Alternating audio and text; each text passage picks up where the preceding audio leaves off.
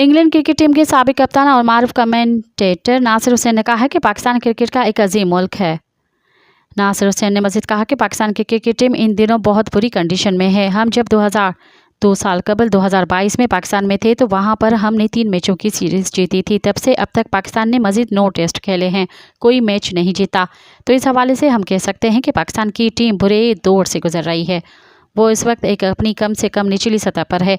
पाकिस्तान के बारे में हमेशा कहता हूं कि ये टीम अपसेट करने वाली टीम है। उसका कोई एक दिन अप होता है तो और अगला दिन डाउन।